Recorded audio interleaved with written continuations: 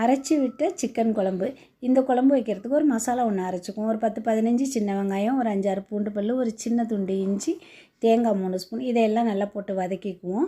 இந்த வெங்காயமும் தேங்காயும் நல்லா வதங்கின பிறகு அதோட சோம்பு, ஜீரகம், மிளகு இதெல்லாம் ஒவ்வொரு ஸ்பூன் போட்டுக்குவோம். ஒவ்வொரு ஸ்பூனாக பெரிய ஸ்பூனால் போட்டுற வேண்டாம், மீடியமாக போட்டுக்கலாம். ஏன்னா நம்ம குழம்பு எவ்வளவு வைக்கிறோமோ அதுக்கு தகுந்த மாதிரி போட்டுக்கணும். அதையும் போட்டுட்டு ஒரு துண்டு பட்டை, கிராம்பு, அன்னாசிப்பூ இதையும் போட்டு நல்லா வதக்கிக்குவோம். இது நல்லா வதங்கின பிறகு கொஞ்சம் கடைசியாக ஒரு 5-6 கருவேப்பிலை இலை அதையும் போட்டு வதக்கி ஆற வச்சு மிக்சியில் ஒரு ஃபைன் பேஸ்ட்டாக அரைச்சி எடுத்து வச்சுக்குவோம். இப்போ குழம்பு தாளிக்கிறதுக்கு எண்ணெய் ஊற்றி ஸ்பைசஸ் போட்டு தாளிச்சுக்குவோம்.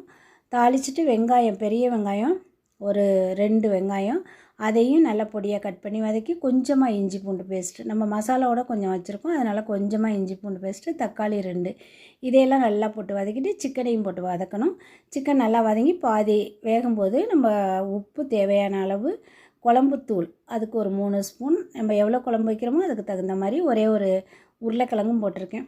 இப்போ நல்லா வதக்கி விட்டு நம்ம அரைச்சி வச்சுருக்க மசாலா போட்டு குழம்பு எவ்வளோ தேவையோ அதுக்கு தகுந்த மாதிரி தண்ணி ஊற்றி நல்லா மூடி போட்டு 15 நிமிஷம் கொதிக்க வச்சு சிக்கன் நல்லா வெந்துருச்சான்னு பார்த்துட்டு கொத்தமல்லி தூவி இறக்கி ஒயிட் ரைஸ், பிரியாணி, சப்பாத்தி, இட்லி எல்லாத்துக்கூடவும் சாப்பிட்லாம். நான் பிரியாணிக்கு தான் செஞ்சுருக்கேன். ஒயிட் ரைஸுக்கும் இது நல்லாயிருக்கும். செஞ்சு பாருங்கள். பிடிச்சிருந்தால் லைக் பண்ணுங்கள், ஷேர் பண்ணுங்கள், கமெண்ட் பண்ணுங்கள். தேங்க்யூ.